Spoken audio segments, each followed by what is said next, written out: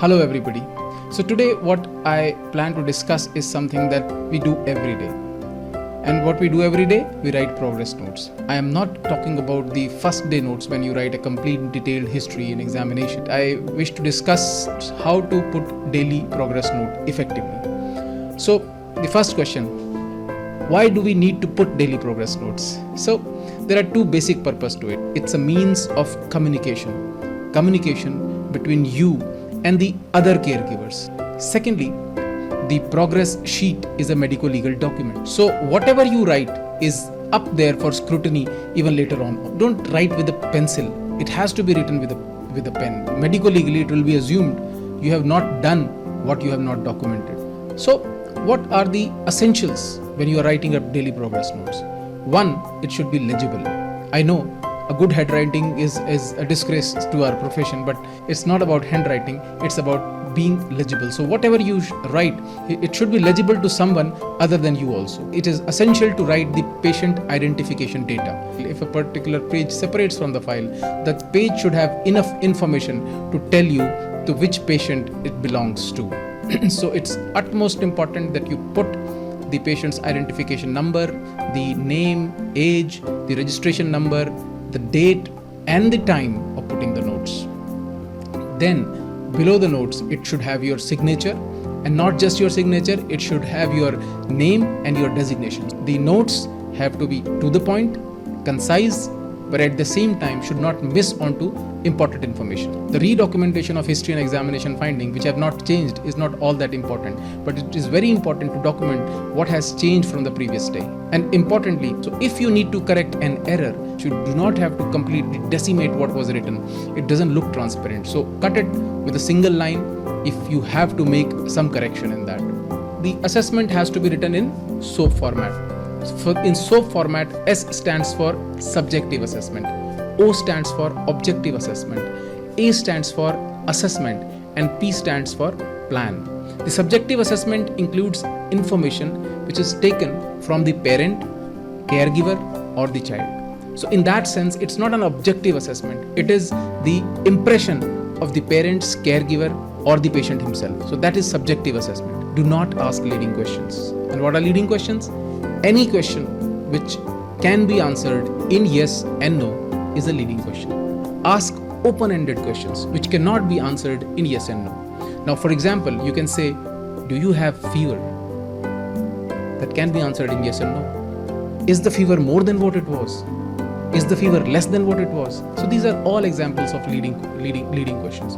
Instead, you have to learn to reframe your questions. You to frame your questions in such a way that they become non-leading. Now, if I have to ask about fever, I will say, so how is your fever now? So for all the complaints that are already there, already existing, for those complaints you can specifically ask whether they are increased, same, or decreased, if they have not resolved and they are still persisting. Once you have asked questions regarding complaints which were already there, be it fever, cough, distress, whatever, now you can ask questions about the general condition of the child, like how is the playfulness of the child, the smile of the child, the activity of the child, the appetite. Now, for these complaints, you do not always have very good objective assessors like smile, activity, playfulness, appetite compared to what it was.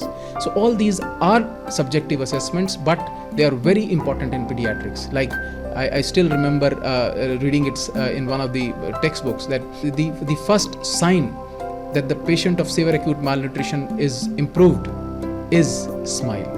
And then you can ask about anything fresh that has appeared, any fresh complaint that the patient has had. You should document other things also, like non-compliance. If the patient has not complied to your advice, that should also be documented. Then some oral communications, like maybe you have discussed with another healthcare personnel regarding the patient, and based on this probably you are changing a treatment, maybe you are sending an investigations. All those verbal communication should also be documented. And it's not just between the care provider and you, it's between the patient and you for a particular investigation, for a particular procedure. If you are going ahead with the procedure, you have to document informed consent also. Let's come to the objective assessment. The objective assessment includes the physical examination, and the investigation. In subjective, parents or the caregiver or the patient may perceive that the fever is high or less, but in objective assessment, now you look at the exact record. Similarly, for respiratory distress, their assessment is subjective, but you can actually count the respiratory rate, the retractions. It is always better to divide this segment into three parts. First part, the vital signs and the physical examination. The second part, the lab investigations. And the third part, the imaging. In addition to the vital signs, document the general condition of the child. If the child is actually sick looking, toxic, or he's better. So the general impression of the child should also be documented. And then of course you should write the physical examination of the child, and it should focus on what is relevant. It's daily progress notes. So you have to focus more on what has changed in the past 24 hours rather than repeating the information again and again. And then you will have to write findings depending on the specific diagnosis and the condition of the child. Like in a newborn, you will have to document daily weight. In a child who is on ventilator, you will have to document the ventilatory settings. A child who is on shock, in addition to the inotropes, you'll have to document the urine output, all those things. So there could be physical findings which will be specific to a disease and to a diagnosis. And then document what new investigations, lab reports, imaging, and then comes the assessment. This probably is the most important part of all this, because it means summarizing what has been taken up in the subjective assessment, what we have brought up in objective assessment. So it's a sum total of subjective and objective assessment, because ultimately this is what helps us change the plan. So the assessment finally involves writing a diagnosis and then commenting on whether the general condition of the child is now improving, worsening, or the same, because this involves interpreting both the subjective and the objective assessment.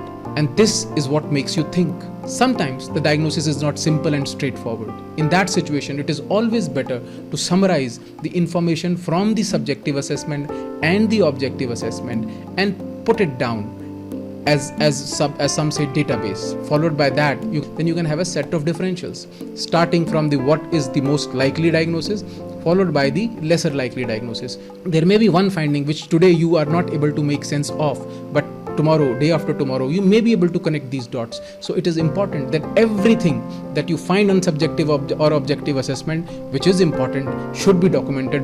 And then comes up plan. So this is the end result of your subjective assessment, the objective assessment, and the final assessment. So here you plan the further investigations, the further therapies, depending on your subjective and objective assessment. In this section, you document any change in the treatment plan and the reason why it has been done. Section should include the treatment details that you are providing overall.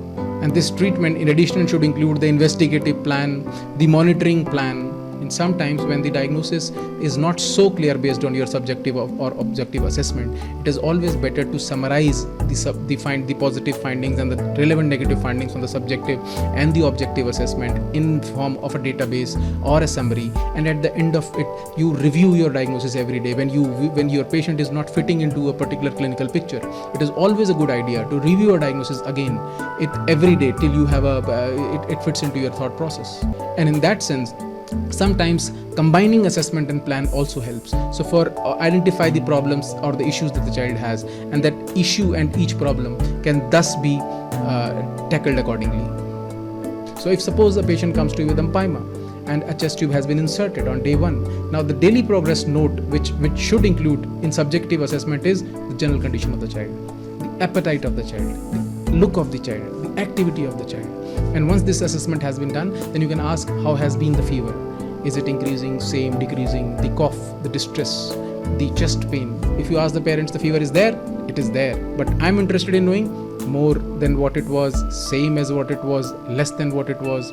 And then of course the fluid column in that drain is moving or not. This is something that the parents can also tell you. In the objective assessment, I will look at the actual respiratory rate, the retractions, the heart rate, the documented temperature chart, how much pus has been drained in the past 24 hours in the tube, when was the last dose of streptokinase given. If suppose I am monitoring with an ultrasound, then what is the last ultrasound report for this patient, how much pus is there, what is the duration of antibiotics that I have given, what are the culture reports. So this is all about writing daily progress note. Hopefully it helps you in putting better daily progress notes.